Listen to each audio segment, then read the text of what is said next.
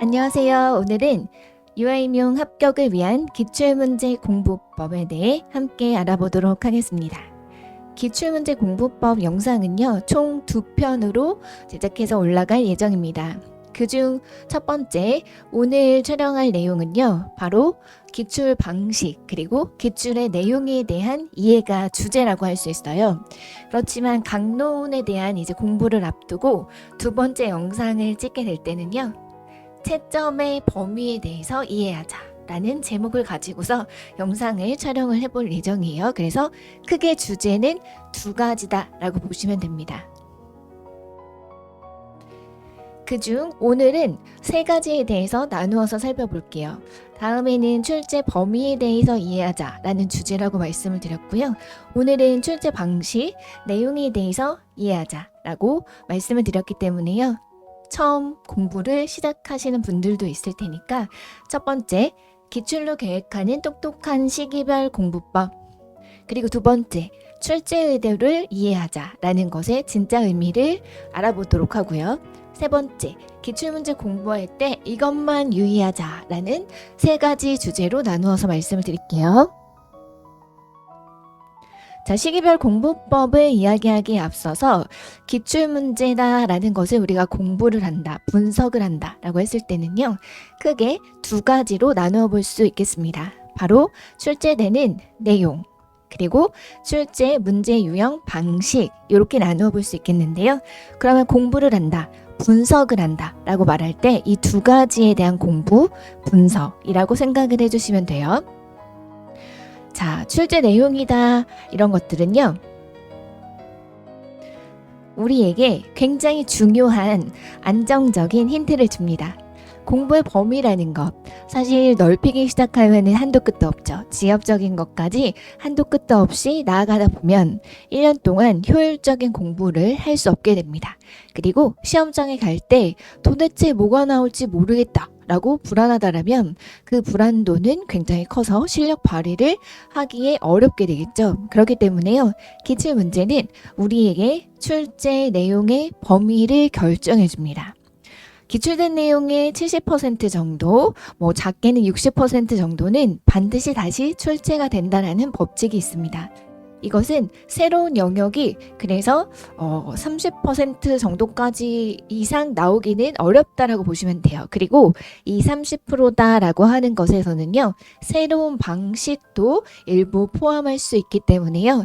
그래도 우리가 출제된 범위 안에서 어느 정도 예측 가능성이 많은 부분 있다라고 생각을 해주시면 돼요. 강의를 할 때요, 그래서 항상 이 기준을 가지고서 여기까지는 필수 영역, 그리고 그 다음에는 중요한 영역이지만 아직 출제되지 않은 것, 그리고 조금 지엽적이기 때문에 여유가 될 때 다른 것들을 내가 완벽히 소화했다 라고 생각을 했을 때 넓혀가세요 라는 이 3단계로 제가 항상 수업을 강의를 진행을 하면서 말씀을 드립니다. 그래서 혼자 공부하시는 분이라고 해도 기출문제에 대해서 가장 기본적인 분석을 공부를 하시는 것은 시험에서는 빠지면 안 되는 공부의 영역이다, 이렇게 봐주시면 되겠어요. 자, 기출문제, 즉 출제되는 내용 주제다 라는 것을 우리가 아까 범위를 결정해 준다 라고 했는데요. 여기에서 또 두 가지를 생각할 수가 있습니다. 하나는 출제 빈도라는 것이에요. 자, 출제 빈도는 바로 그 내용의 중요도라고도 말할 수 있겠습니다. 자, 내용의 중요도라는 것을 파악을 할 때요, 우리가 공부를 강약을 적절하게 조절한다. 언제나 우리는 선택과 집중, 꼭 일병행을 하거나 내가 유감함이라던가 시간이 절대적으로 올인하는 선생님에 비해서 나는 부족해 라고 하더라도, 하지 않더라도요, 이 선택과 집중이라는 것은 누구에게나 되게 중요합니다. 그런 점에서 이 출제 빈도는 내용의 중요도를 알려주고요, 어떤 문제집을 사셔도요, 이 출제 빈도표 정도는 정리가 되어 있을 거예요. 그리고 이 내용의 어떤 중요도를 통해서 출제 내용이 어떻게 확장이 되어 가는지도 우리가 생각해 볼 수가 있겠습니다. 출제 내용의 확장이라는 것은요, 이렇게 범위적으로 넓혀간다는 것도 있지만요, 깊이를 깊게 들어가는 방식도 포함을 할 수 있습니다. 자, 두 번째 영역은요. 문제가 출제되는 방식, 그래서 문제의 기술 방식에 대해서 우리가 또 정리하면서 살펴보게 됩니다.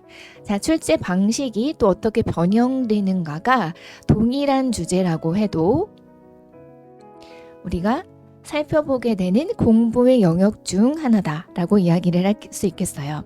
자, 그러면 우리가 크게 공부는 두 가지다라고 얘기를 하면서 앞에서 출제되는 내용에서 우리가 공부를 하고 기준을 정해야 될 것, 그리고 출제되는 방식에서 이 영역은 공부의 깊이를 어느 정도 필요로 하는구나, 이 영역에서는 요 정도 간단한 암기 정도로 해결이 되는 영역이구나 라는 것에 대해서 어느 정도 우리에게 가이드를 친절하게 알려주고 있는 그런 가장 중요한 기준이다라고 봐주시면 되겠습니다. 자, 여기까지 기출이라는 것이 그래서 뭔데, 무엇을 공부하는 것인데, 크게 두 가지, 그 두 가지 안에서도 조금 더 나누어서 세부적으로 살펴보았죠. 자, 시기에 맞는 공부법이라는 거, 자, 이렇게 커다랗게 우리가 1년을 공부한다라고 했을 때는 3단계로 나누어 볼 수가 있어요. 기본 이론반이라고 해서 1월에 시작하는 분도 있지만 늦게는 3, 4월에 시작해서 따라오시는 분도 있죠. 그리고 또 이 중에서 어떤 실습이 들어간다든지 뭔가 개인사가 들어가서 여기서는 가장 개인 스케줄의 변동이 가장 큰 영역이라고 할 수 있어요. 그래도 대부분은 6월 혹은 7월 초까지는 이 기본이론반의 강의를 마무리 지으려고 합니다. 그래서 기본이론반에서는요, 가장 중요한 것이 강의 일정을 밀리지 않는다라는 것이 우선순위이기 때문에요. 여기에서 초수이냐 아니면 N수 이상이시냐에 따라서 기출문제 공부법은 조금 달라질 수 있겠죠. 일단 초수분을 기준으로 해서 제가 뒤에서 먼저 말씀을 드릴게요. 자, 일단 이 전체적인 지금 보여지는 화면에서 생각하실 수 있는 것은요, 이거예요. 기출은 최소한 3번을 내가 다시 돌아오게 되는구나. 그래서 우리가 회독 공부법이다 라고 했을 때요, 이 회독의 내용 주제는 달라지잖아요. 처음에는 기본서를 가지고 회독을 합니다. 그리고 회독할 수 있는 내용 중에 또 하나가 기출문제이고요. 회독할 수 있는 문제 중에 또 하나가 문제풀이집입니다. 자, 회독의 대상이라고 했을 때는요, 크게 이렇게 3가지로 나누어 볼 수 있겠죠. 기본서, 기출문제, 그리고 문제집. 자, 회독의 대상이 이렇게 3가지가 있다라고 했을 때요, 이 기출문제만 가지고 그래도 1번, 2번, 최소한 3번을 돌아올 수 있다라는 생각을 하셔야 된다라는 거예요. 자, 그러면 초수이신 분들은요, 처음에 우리가 이 교재 구성에서 문제로 분석을 들어가기 전에는요, 예를 들어서 발달이론이라고 내용 주제를 봤을 때 이렇게 출제 빈도 경향 분석표가 있습니다. 예를 들면 행동주의 이론 안에 스키너 행동수정 기법, 반두라 이런 표를 쭉 봤을 때는요, 아까 말씀드린 것처럼 출제 빈도가 어떤 이론과 영역에 더 몰려 있는가, 그리고 또 하나는 최근에 출제로 올수록, 그러니까 2013년 이후에 한번 유의미한 변화가 있었고 2019년 이후에 한번 유의미한 변화가 있었죠. 왜 그러냐면요, 보통 문제 유형이나 내용 범주는요, 우리의 국가 수준의 유치원 교육 과정을 기준으로 유의미한 변화가 시작이 됩니다. 그래서 현재 기출문제다라고 하는 것의 가장 이제 기본적인 출발점은요, 누리과정이라고 이야기를 할 수 있는 거예요. 그랬기 때문에 이 누리과정, 2013년 출시 이후부터의 문제 유형이 유의미한 변화가 있었고, 그 다음에는 2019 개정 누리과정이다. 그러면 스키너와 행동수정 기법은 행동주의 기법 중에서는 이론 중에서는 출제 빈도가 높은 편이지만 아무래도 최근으로 올수록 반드라가 더 중요해지는 것 같네 라는 생각을 우리가 할 수 있다라는 거죠. 그리고 말씀드린 것처럼 이 최근에 출제 영역이라는 거, 유의미한 변화는 바로 이때부터라고 말씀을 드렸고요. 2가지의 변화, 그렇기 때문에 이 두 가지의 어떤 변화는 앞에 나오는 전체 출제 경향표와 또 성격이 다른 거예요. 그래서 이렇게 봤을 때 아무래도 2019 개정 누리과정 이후에 이 개론의 이론들에 대한 출제 빈도는 조금 줄은 것 같다. 그리고 피아제는 여전히 고전적인 주제이고 반두라라든지 브렌펜브레너라든지 비고츠키 이러한 사회적인 맥락을 포함한 이론들이 조금 계속 이렇게 중요하게 의미를 가지고 있는 것 같네, 부여하는 것 같네, 이런 것들을 우리가 알 수 있습니다. 자, 이런 것들이 전 영역에 걸쳐서 기본적으로 이 기출문제에는 보통 기출문제집을 공부하실 때는 보통 보실 수 있는 영역인데요. 처음에 공부하시는 초수분들을 대상으로 제가 기본이론반에서는 그럼 어떻게 해야 될까? 처음부터 강의를 무작정 수강하는 게 좋을까요? 이 강의의 수강 시점을 만약에 물어보신다면요. 이때 들어두시는 분도 있고요. 요때 들으시는 분도 있습니다. 저는 둘 다 괜찮다라고 생각을 하는데요. 상황에 따라서는 요때가 더 효과적일 수도 있어요. 다만 말씀드린 것처럼 세 가지의 시기별로 기출문제집은 모두 보시는 거예요. 기출문제는 모두 보십니다. 그렇기 때문에요. 만약에 강의 수강을 본격적으로 문제풀이 영역의 진도와 맞춰서 하겠다라고 생각을 해주신다면 기본이론반에서는 이렇게 하시면 됩니다. 자, 예를 들어서 이거는 기본서예요. 이거는 우리의 기본 교재예요. 기출문제집 아니에요. 왜냐면 어떻게 지금 강의 수강을 안 하고 기출문제를 좀 병행해서 살펴보느냐를 말씀드리는 거니까요. 교육과정의 변천이다라고 했을 때 기본서에는 제가 표를 다른 형식으로 넣어놨어요. 바로 답이 된 내용, 그러니까 전체적인 영역의 주제라기보다는 그 영역 안에서 이제 답으로 쓰도록 한 것만 요약을 해서 표시를 합니다. 연도, 개정 배경 이렇게 답이 되었던 내용 주제를 놓고요. 오른쪽에는 문제 유형 기술 방식을 요약을 해놨습니다. 그래서 실제 문제와 똑같지는 않은데요. 어떤 것이 답으로 쓰여졌는가 정도. 그래서 우리가 이런 것들을 살짝 봤을 때는 그냥 회독을 하면서 그래도 출제된 것에서 내가 형광펜 정도 출제 영역은 내가 노란색으로 표시를 해야지 이런 식으로. 근데 이 중에서 뭐 서술형이었던 거는 이렇게 왕관을 씌워줘야지 뭐 이런 식으로 좀 표시하면서 회독을 할 때 조금 더 중요도를 표시를 하는 방법이 하나 있고요. 그리고 결국은 회독은 인출이 중요하다라고 말씀을 드렸잖아요. 그래서 뒤에 기본서의 용어 도식표로 갔을 때 그래도 여기에서 다시 한번 출제된 것을 내가 설명을 해본다라면 이게 처음 시작한 연도가 출제가 되었다라는 거는 교육과정의 이 영역 안에서는 무엇이 중요하게 공부의 내용인가를 봤을 때 이렇게 줄글을 회독할 때와 또 전체적인 것을 한눈으로 볼 때 이해도가 달라지거든요. 그랬을 때 국가 수준의 유치원 교육과정의 내용 이런 것들을 내가 조금 합리적으로 공부를 하려면 첫 시작이니까 당연히 시작인 것은 언제나 의미가 있을 수 있고 보통은 개정의 기한들이 연도가 좀 10년 정도 그래도 6, 7년 정도의 주기를 가지는데 2, 3년 만에 이렇게 짧은 개정이 된 거였기 때문에 뭔가 특별한 이유가 있으니까 요때만 개정 배경을 쓰라고 했어. 이런 식으로. 그리고 가장 큰 이제 출발점이 이렇게 유치원 교육과정이라고 하지 않고 이제 공통과정, 누리과정이라고 부른 요때잖아요. 그래서 큰 변화가 있었기 때문에 이때는 요 누리과정의 출발점인 그런 배경 그리고 기대되는 효과를 요때 쓰라고 했구나. 그럼 교육과정 변천에서는 이렇게 가장 중요한 어떤 포인트가 있는데 그 중에서 아직 안 나왔는데 의미 있는 변화가 있었던 것만 이렇게 요약을 해서 살펴본다든지 그래서 출제가 된 것을 통해서 이 내용에서 어떤 것이 중요도가 있고 내가 이 내용 주제마다 그 중요도를 이해하는 방식은 달라지는 거거든요. 그렇기 때문에 기출에 대한 내용을 토대로 해서 이렇게 이해도를 이제 넓혀가는 것.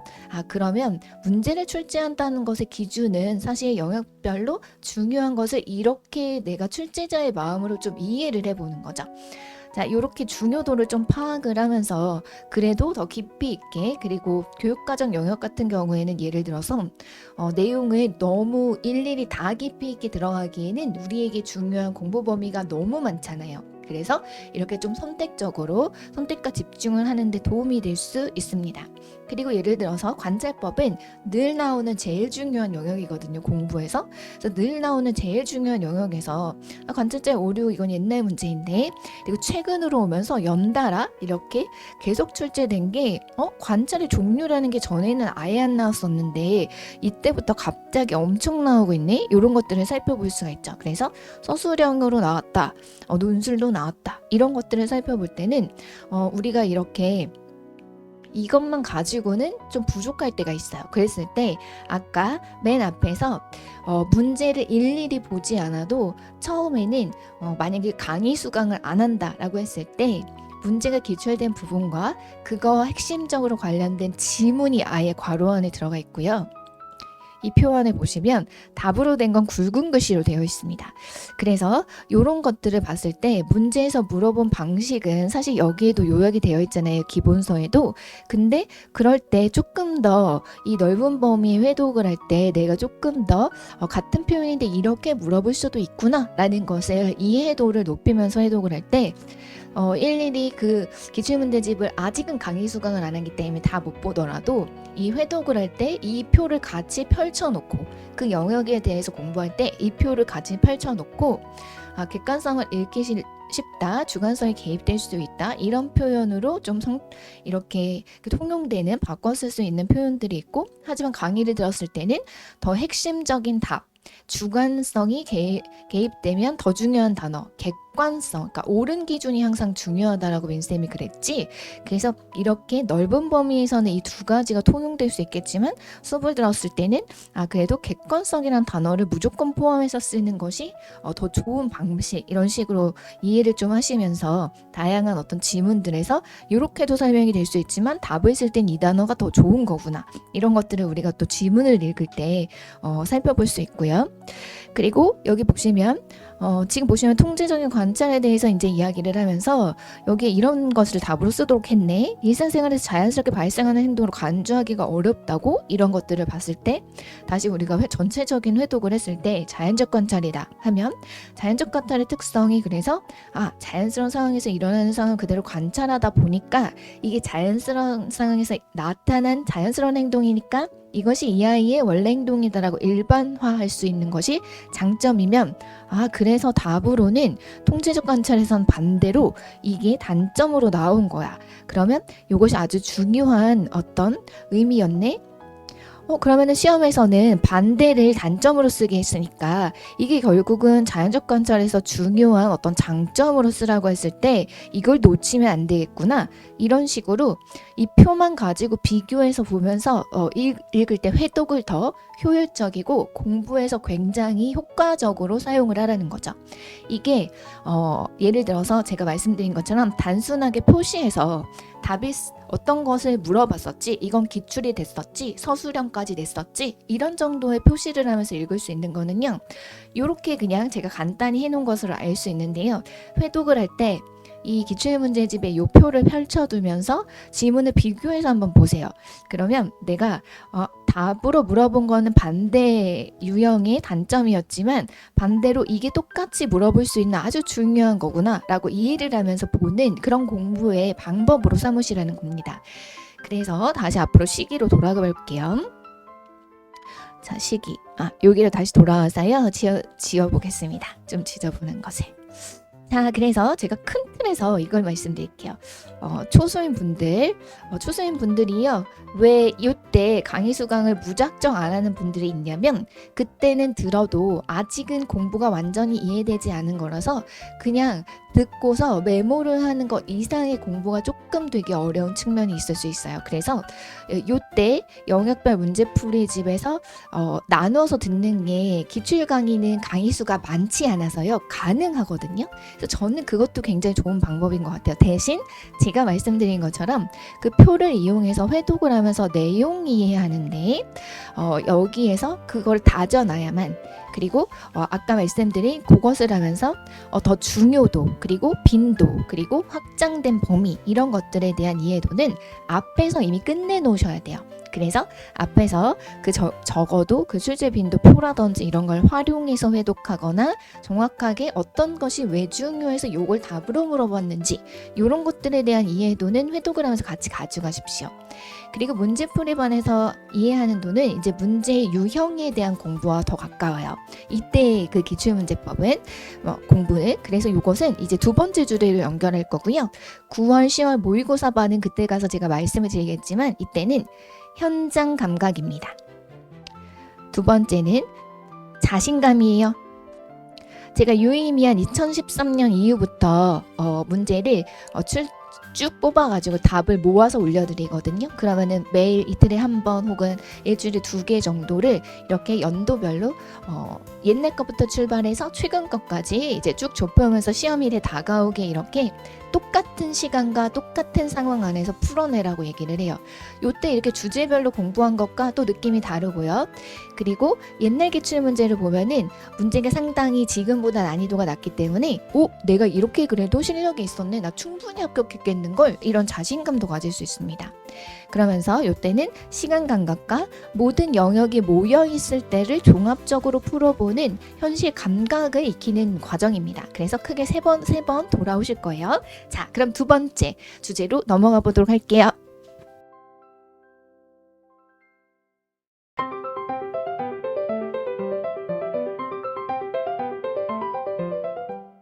두 번째, 출제 의도를 이해한다는 것의 진짜 의미. 기출문제집을 보시면요, 앞에 도입에서 그 빈도표, 그리고 유의미했던 그 유치원 교육과정의 변화에 따른 변화, 이런 것들을 살펴보는 내용 다음에는 난이도 살펴보기, 이렇게 되어 있습니다. 난이도라는 것은 이 문제에서 우리가 공부에 이제 강약을 정할 때 매우 중요한 어떤 그 기준이 됩니다. 기본적인 출제 유형은요, 기평, 그리고 2번 서술형, 이렇게 나뉘어 있고요. 변별력 깊은, 변별력이 좀 높다라고 하면은 기본적인 암기형 문제로만은 암기형 공부만으로는 해결할 수 없기 때문에 더 이해를 잘한 사람, 적용력이 높은 어떤 이해도를 가지고 있는 사람만이 풀 수 있기 때문에 변별력이 있다라고 표현을 하는 거죠. 난이도 중상. 그래서 여기에 1번 문제 조건을 잘 이해해야 된다, 이렇게 써 있는 부분은요, 기본적인 출제 유형은 모든 영역에서 기평과 서술형으로 나뉩니다. 그런데 변별력이 높은 출제 유형에 대한 분석표는요, 영역 주제마다 다릅니다. 왜냐하면 영역마다 그 특성이 다르기 때문에요. 문제를 깊이 있게 출제하는 방식이 다릅니다. 또 크게 봐서는 개론과 교육과정, 그리고 강론에 따라서 다를 수 있고요. 또 그 안에 들어가면 개론 안에서도 부모 교육이라든지 이런 것들의 소주제에 따라서 좀 달라집니다. 그리고 역시 강론으로 가서도 언어 영역, 사회성 발달, 과학, 이렇게 각 주제별로 변별력 있는 문제를 출제할 수 있는 방식이 달라요. 그래서 이 2번에 대한 분석은 각각 영역마다 다르게 되어 있는데요. 제가 2번이 조금 더 처음에 공부를 할 때는 초수보다는 N수생 선생님들이 공부해야 될 영역이다. 그러면 초수이신 분들은 제가 1번에서 말씀드린 공부 방식을 1월에서 6월까지는 기본으로 가져가시고, 그리고 강의를 수강할 때 제가 주로 드리는 방법은 답이 이거고 오답은 이거다, 이거를 확인하는 것은 사실 강의를 안 들어도 되는 부분이거든요. 그렇기 때문에 강의를 듣는 부분에서는 이러한 문제들을 중심으로 같이 공부를 해보는 것에 조금 더 중요도를 둡니다. 너무 간단한 문제는 그냥 사실 혼자서도 그 오답의 영역을 암기를 했으니까 당연히 이 개념이지 라는 것을 도출할 수 있거든요.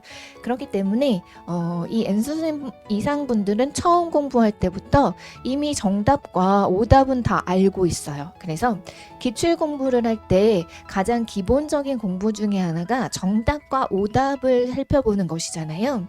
그래서 그런 수준이 수준이 아니라 다음 수준으로 넘어가야 되고요.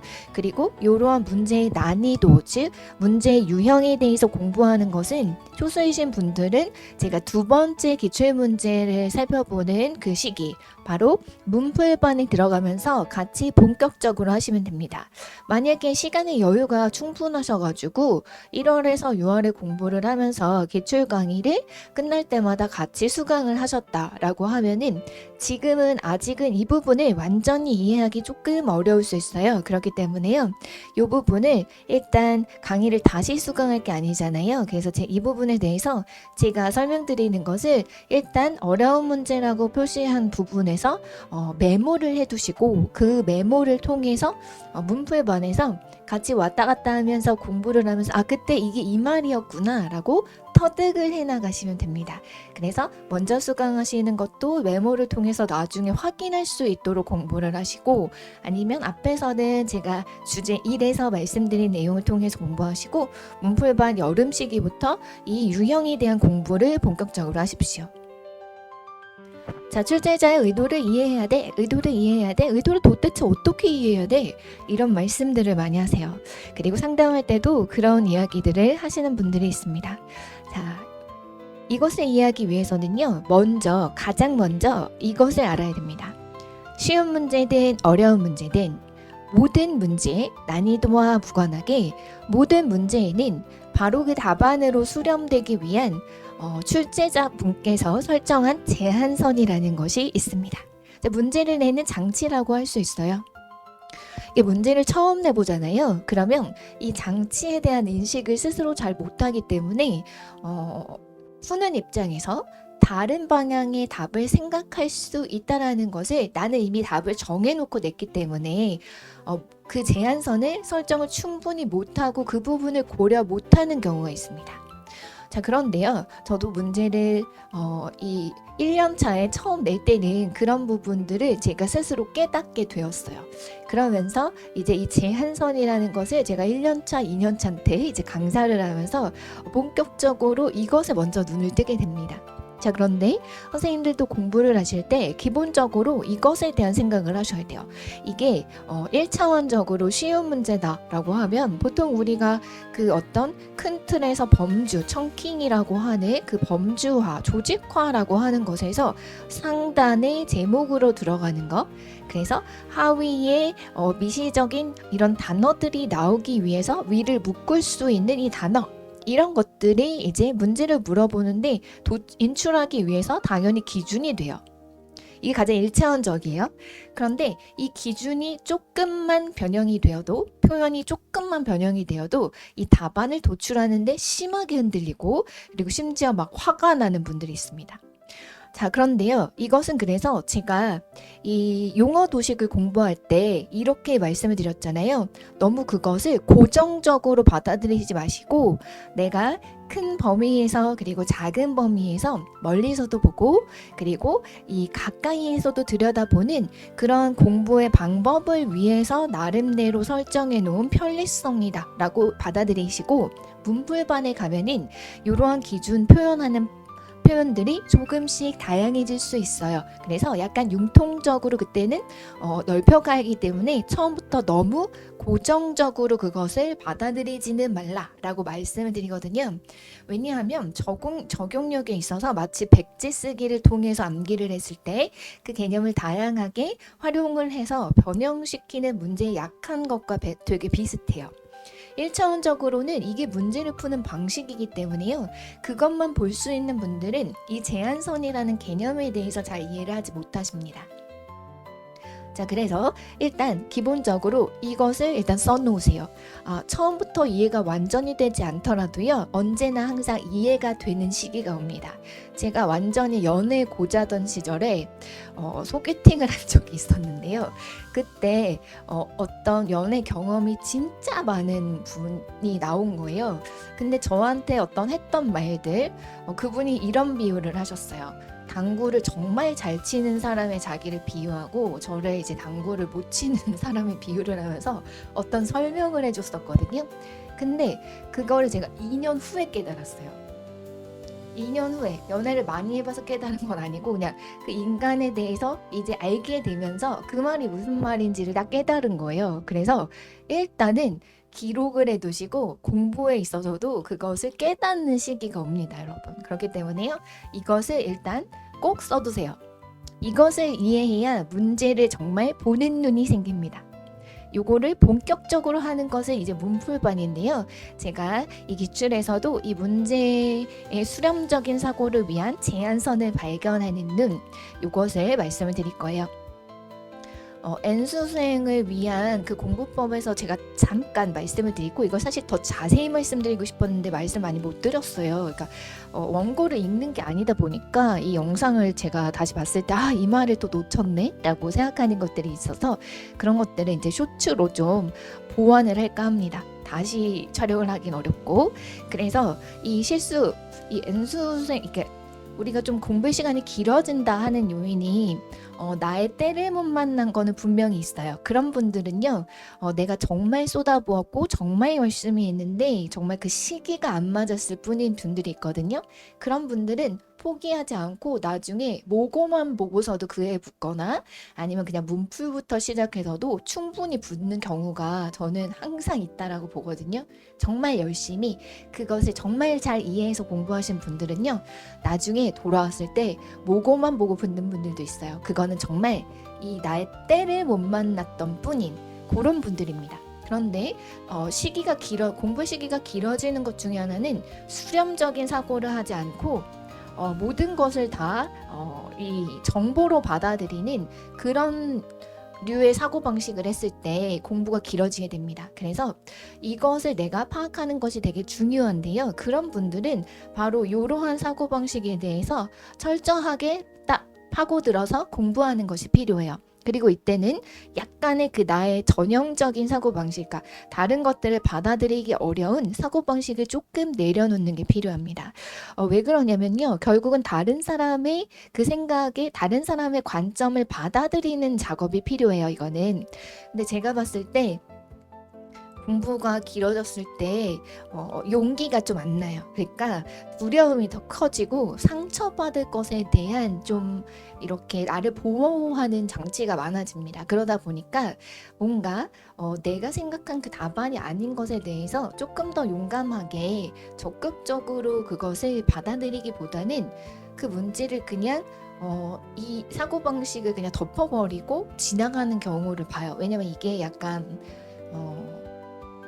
보호장치인 것 같아요. 제가 일종의 느꼈을 때. 그래서 다른 사람의 그 관점을 받아들이는 그것을 조금 더 적극적으로 하는 것도 용기가 필요하다라고 생각을 했어요. 자, 일단 모든 문제에는 제한선이 있다.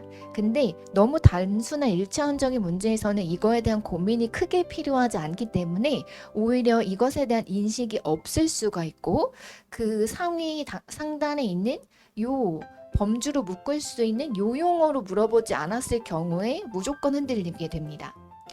그래서 우리는 다양한 문제 그리고 표현이 조금 달라질 수 있는 것들을 모두 다 융통적으로 실력을 발휘하려면 기본적으로는 이것을 생각하셔야 돼요. 그러면 이거는 내 주관적으로 판단하지 말고 상대방의 관점에서 상대방이 심어놓은 설정한 제한선을 발견하는 거예요.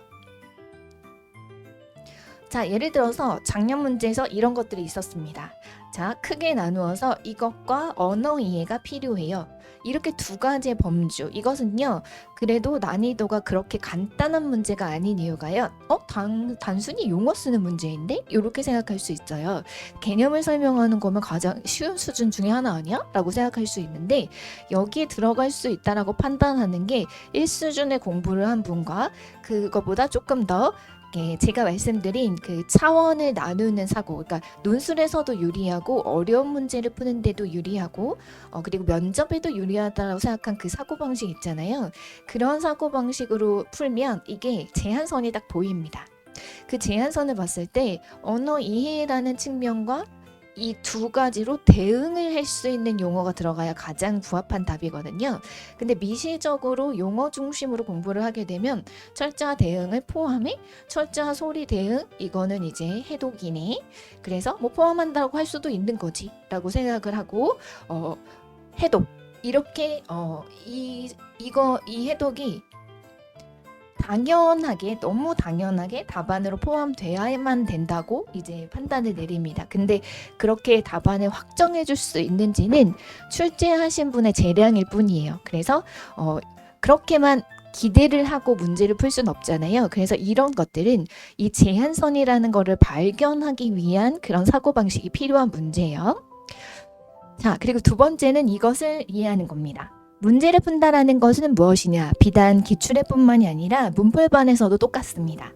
논술 문제건 그리고 1차 교육과정의 문제건 모든 문제는 여기에서 벗어나지 않습니다.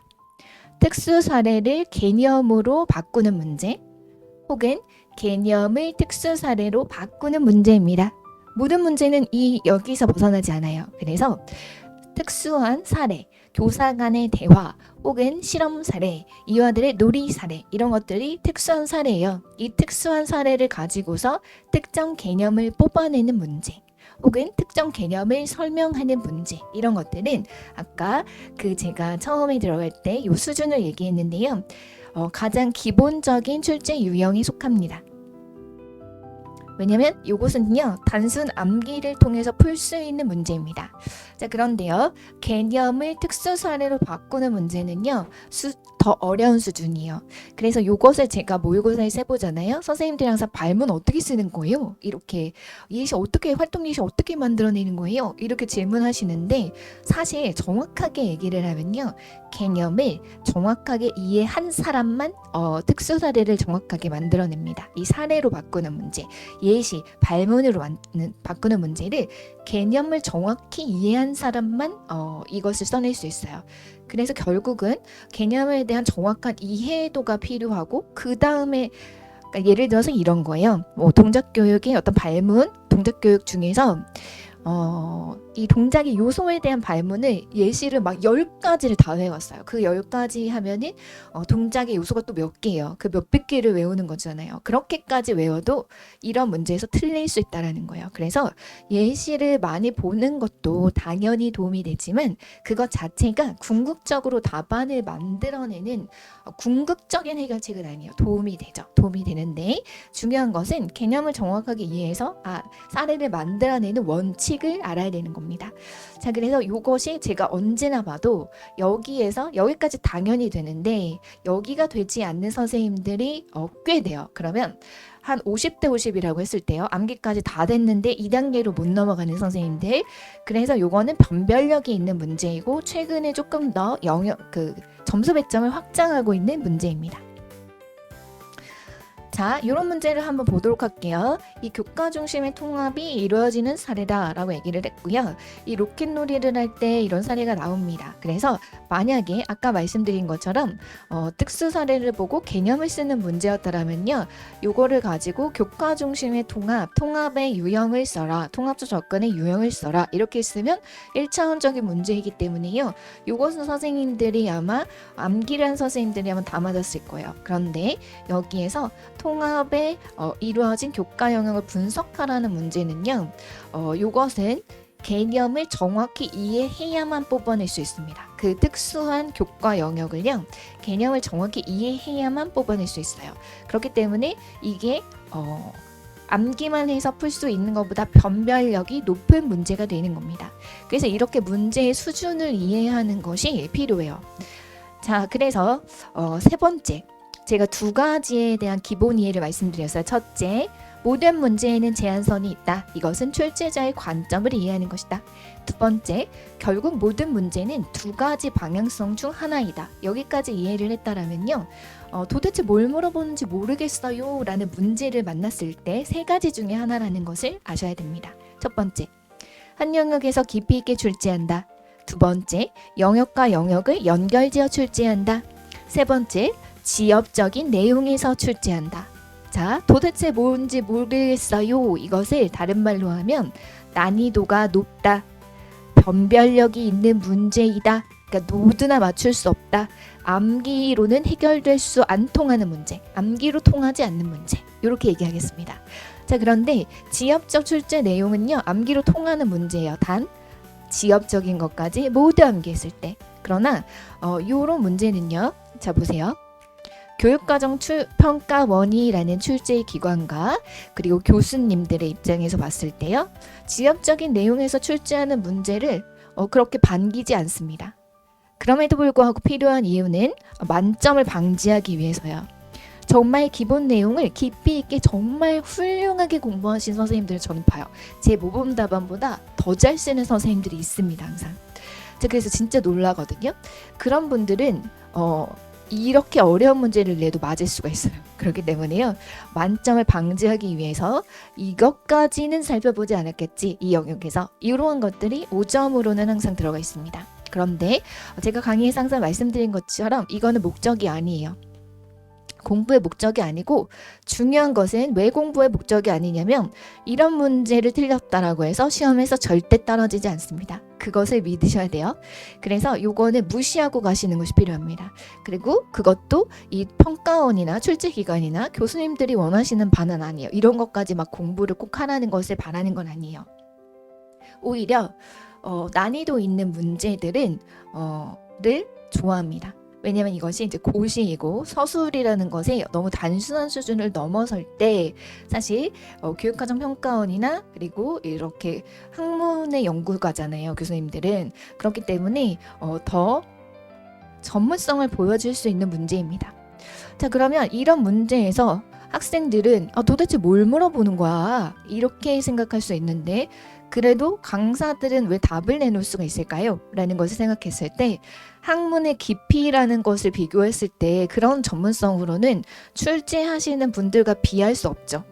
강사 직군에 있는 사람들이 학문을 연구하는 직군이 아닙니다. 그렇기 때문에 이 학문의 깊이에서 비교할 수가 없는 레벨이죠. 그런데도 이 문제의 답을 볼 수 있는 이유는 이렇게 문제를 내기 위해서 사고해봤기 때문이에요. 그래서 결국은 딱 보자마자 알 수 있는 게 이겁니다. 설정한 제한선에 대한 이해를 하는 거예요. 그래서 딱 봤을 때 이 문제가 왜 나왔고 그리고 왜 이런 식으로 난이도를 높였는지를 알게 됩니다. 그 차이예요. 그러면 선생님들도 이 문제에 대해서요 빠르게 흡수할 수 있는 방법은 우리가 도제제도라고 하잖아요. 그게 뭐냐면 내가 N수가 길어졌다, 공부가 길어졌다. 그런 분들은요, 특히 아까 말씀드린 것처럼 나의 어떤 특정한 사고방식에서 벗어나지 않으려고 하는 것들이 있거든요. 그럴 때는 차라리 이러한 내가 모르겠다 하는 영역을요, 이 출제의 그 제한선에 대해서 문제풀이를 해주는 그 사고방식을 흡수해 버리십시오. 그래서 흡수하면서 그것을 보는 눈을 길러가세요. 그래서 강의를 들으셨을 때 그렇게 하는 편이 차라리 빨라요. 예를 들어서 이런 거요. 이 교과 중심의 통합의 문제를 맨날 틀리는 우리 직강 선생님이 있었어요. 근데 그 직강 선생님은 나이도 진짜 어렸고 그리고 1년 동안 보면은 정이 들고 너무 귀엽고 친근해지잖아요. 제 입장에서는. 그래서 제가 잘 그러진 않지만 그렇게 너무 귀엽고 이제 친해지고 충분히 신뢰관계에 라포가 있다라고 생각하는 학생들한테는 저는 말을 좀 놓기도 합니다. 원래 그러면 안 되는데 왜냐면 다 선생님들이시니까. 그래서 그 학생이 이 문제를 26년도에 풀면서 자기가 맨날 틀렸던 그 부분에 대해서 제 목소리가 크게 들렸대요. 이 문제를 듣는데 제가 이렇게 시험을 문제 푼 제가 이렇게 소리를 질렀다는 거예요. 함께라고 모두 사회야! 이렇게 제가 소리를 질렀대요. 근데 제가 이제 장난으로 그렇게 이렇게 장난으로 그렇게 약간 일부러 화를 내는 것처럼 그냥 서로 이렇게 질문을 할 때 막 이렇게 말할 때 있거든요. 재미로 질문을 이제 하면 직강 선생님이 그게 딱 들렸대요. 그래서 사회를 안 썼다 이렇게 얘기를 했거든요. 이게 바로 그냥 사고 방식을 일단은 흡수하는 그 차원의 공부를 할 수가 있습니다. 그래서 일단 너무 모르겠다 하는 부분에 있어서 그 사고방식에 대해서 일단 내가 오답을 내는 거에 대해서 이제 문제풀이를 해주거나 그런 것의 사고방식을 조금 받아들여 보는 것도 저는 하나의 방법이라고 생각을 합니다. 자, 한 영역에서 깊이 출제하는 것은 이 영역과 영역이 연결되어 있기도 한데요. 이런 부분은 강론에서 굉장히 핵심적으로 많이 나옵니다. 그래서 이거는 제가 강론에서 조금 더 그 답안의 범위에 대해서 설명드린다고 했잖아요. 그때 더 많이 말씀드리고 개론에서는 그렇게까지 많이 나오지 않는데요. 예를 들면 이런 문제를 예를 들 수가 있습니다. 자, 발돌 이론에서요. 비가역성 때문에 나타나는 현우의 유아기 사고 특성을 써라 라고 했습니다. 자, 그럼 여기 보시면요. 이렇게 배열이라는 것은 시각적으로 보이는 거잖아요. 근데 수라는 것은 이것이 속성이기 때문에 변하지 않습니다. 배열을 바꾼다고 변하지 않아요. 그래서 이것을 가지고서 이미 알고 있는데 비가역성 때문에 나타나는 사고 특성을 써라 라고 했을 때 갑자기 뭘 써야 되는지 그 시간은 정해져 있잖아요. 시험 시간은 이미 정해져 있어요. 우리가 보통 난이도 있는 문제를 풀 때도 그 문제에서 8분 이상을 소요하면 절대 안 되거든요. 그리고 빨리 풀 수 있는 문제는 조금 더 빨리 풀면서 조절을 해서 그런 정도로 문제의 시간 배분합니다. 나중에 연습할 때. 그래서 시간은 사실 정해져 있기 때문에요. 이런 문제에 대해서 그냥 단순하게 생각을 했을 때 우리가 공부를 이렇게 한단 말이에요. 비가역성, 변화가 일어난 상태에서 처음 상태로 돌리기 어려운 사고 특성을 써라 이렇게 되어 있는데 비가역성 답이 나와버렸네? 근데 비가역성의 개념을 설명하라고 요구한 문제도 아니야. 문제 방식이 이상해. 막 이렇게 되는 거예요. 자, 그래서 비가역성의 개념 정의를 그냥 쓰면 되는 건가? 비가역성 때문에 나타난다라고 했으니까 그러면 안 되죠. 왜냐하면 비가역성 때문에 어떤 결과가 나타났느냐를 사고의 특성으로 쓰라는 거잖아요. 그래서 비가역성을 외웠기도 하고 비가역성의 또 반대는 가역성인데? 그러면 보존기념의 원리에 가역성이 있는데? 그럼 비가역성 때문에 가역성을 못한다라고 써야 되나? 그럼 결국은 또 비가역성의 개념정인데? 이렇게 되는 거예요. 자, 그래서 이런 문제는 한 문제 영역을 조금 깊이 있게 들어가면서 그 유아기 사고 특성과 보존 개념을 연결하는 문제여서 결국은 관계성의 진술의 문제예요. 개념에서 어렵게 나올 때, 개론에서 어렵게 나올 때 이런 것들이요. 부모 교육의 영역이나 이런데 왕왕 있습니다. 자, 그래서 보존 개념이라는 것을 갔을 때 결국은 보존은 조작을 통한 논리적인 사고 능력이고 이런 관계성을 가지고서 진술하는 문제거든요. 그래서 관계성을 진술하는 문제를 물어보잖아요. 그러면 갑자기 선생님들이 제가 이런 문제를 내도 뭘 쓰는 거야? 이런 식으로 하거나 공부를 했는데도 안 한 걸 냈다라고 생각한 거나 이렇게 오해하는 경우가 있습니다. 그래서 이런 것들은요 너무 미시적으로 공부를 하고 단순 암기로 공부를 했을 때 통하지 않는 문제다 이렇게 결론을 내시면 돼요. 자, 그럼 이제 마지막 유의할 점 세 번째로 넘어갈게요.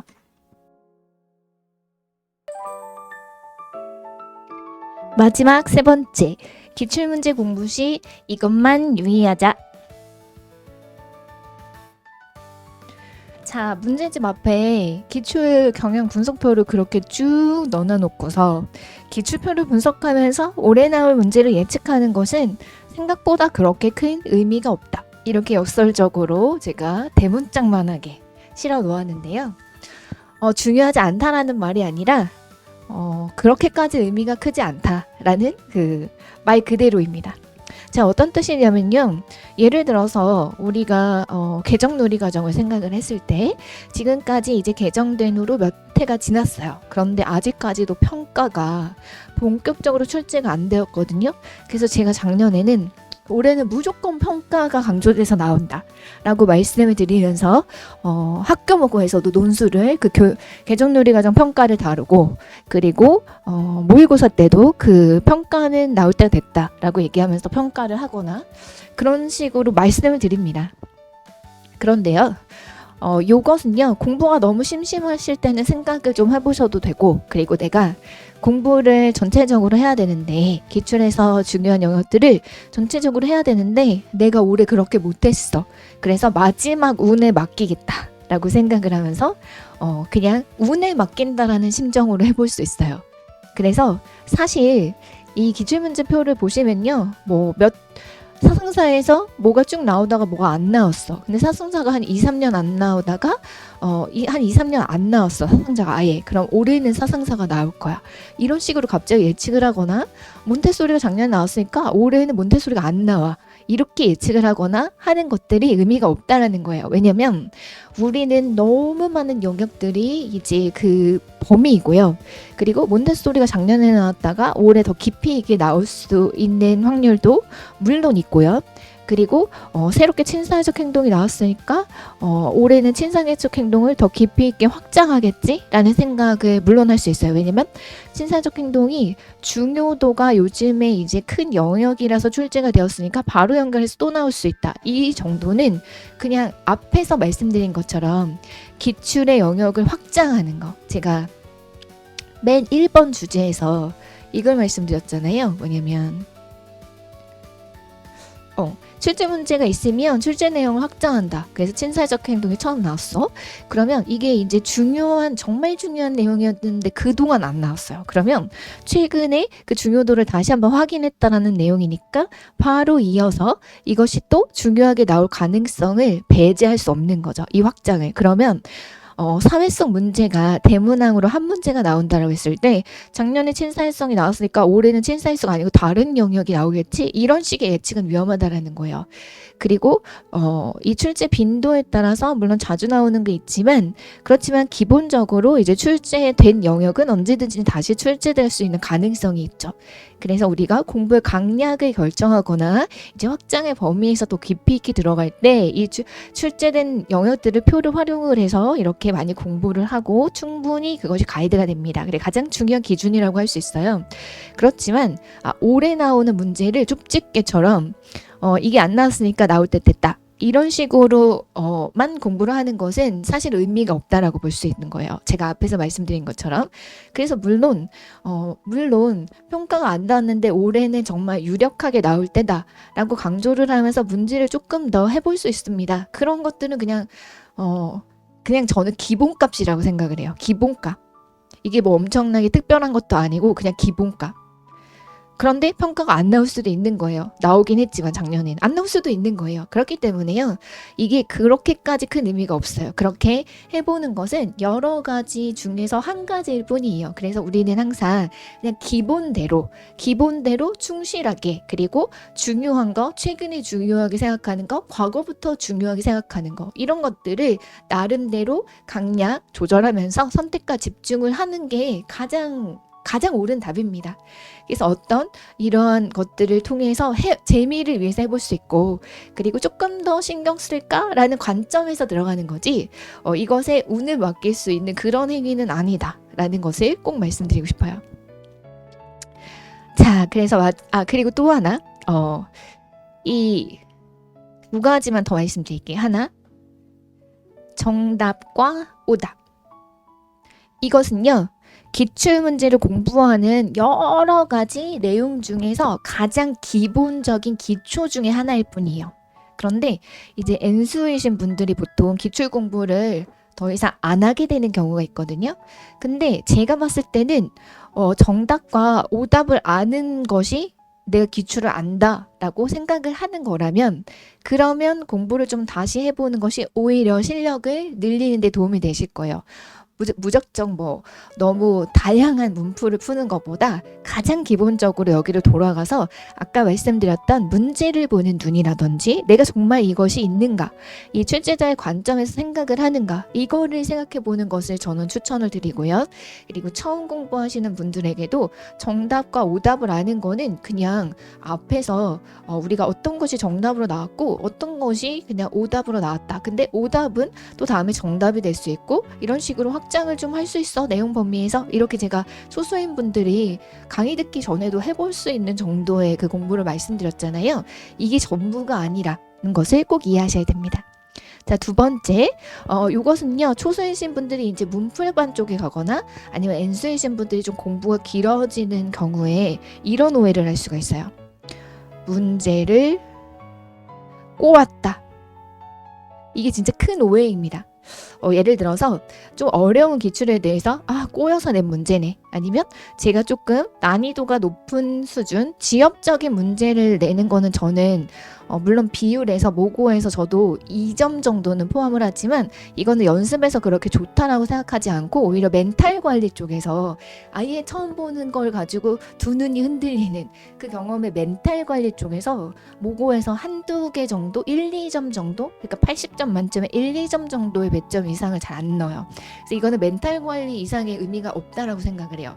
그런데 이 난이도가 높은 수준 아까 연결고리를 개념과 개념, 영역과 영역을 연결하는 그 관계성, 그리고 하나의 영역을 깊이 있게 들어가는 수준의 문제, 이런 것들을 문제를 풀어보는 건 필요하다고 생각을 하거든요. 근데 그것은 기출에서 이 문제를 낸 이 두 가지 방식에서 저는 벗어나게 문제를 내지 않아요. 그런데 이런 문제들을 문제를 꼬았다라고 생각하라면은 굉장히 위험한 게 뭐냐면요. 그러면 그냥 정상적인 문제를 보거나 이런 문제를 접근하는 방식이 내가 1차적으로 개념 공부를 해서 이 답안이 나와야 돼. A라는 답안이 나와야 되는데 이거는 꼬은 문제니까 그래서 A가 아니라는 이상한 방식의 사고방식이 나옵니다.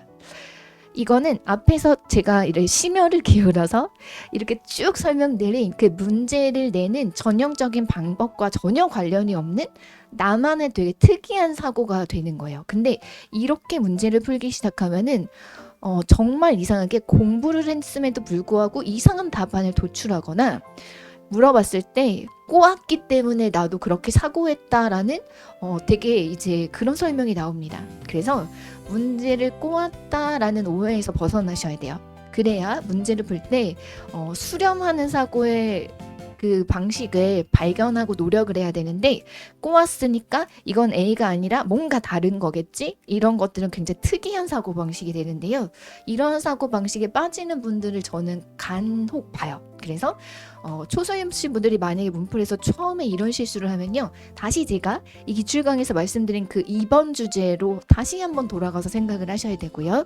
그리고 이러한 방식이 만약에 공부가 길어지신 N수분들에게 혹시라도 있다. 그러면 초심으로 돌아가서 이러한 나의 사고방식을 완전히 내려놓고 다시 문제를 보는 눈을 받아들이는 것이 정말 필요합니다. 이게 유의할 점이에요. 이것만 피하면 된다라고 할 정도로 유의할 점입니다. 자, 이건 작년에도 제가 기출 강의에서 말씀드렸어요. 자, 성적, 모고 때까지 이게 문제를 푼다라는 측면에서 봤을 때는요. 성적과 관련 없이, 물론 관련이 없을 수는 없겠죠. 사람의 마음에서. 그런데 성장을 했는가? 내가 성장을 했는가? 그래서 이건 결국은 자신에 대한 메타인지잖아요. 제가 그렇게 강조드렸던 나에 대한 메타인지가 결국은 자신감을 만들어내요. 그래서 내가 어제보다는 오늘이 나은데 1월보다는 4월이 나은데 이렇게 가는 메타인지입니다. 그것이 결국은 그 낙관주의라는 거예요. 어떻게 되겠지가 아니라 지금 잘 못하지만 3개월 후에는 더 나아지겠지? 그리고 더 나아졌네? 이런 것들 확인하는 거. 그래서 성장에 집중하는 메타인지를 늘려야 자신감을 가지고 이 정도면 괜찮아 라는 생각으로 시험장에 갈 수 있습니다. 그리고 그 기준은 항상 기출문제가 되어야 해요. 자, 그럼 오늘 저는 여기에서 이제 생각보다 말이 조금 길어진 것 같은데요. 30분 안에 끝내려고 했는데 그렇게 못했던 것 같습니다. 자, 이렇게 오늘 영상은 마무리 짓고요. 선생님들에게 조금이라도 도움이 되었으면 하는 마음으로 말이 좀 길어졌던 거 양해 부탁드리고 다음에는 또 다른 영상으로 돌아오겠습니다. 오늘 하루도 좋은 하루 보내세요.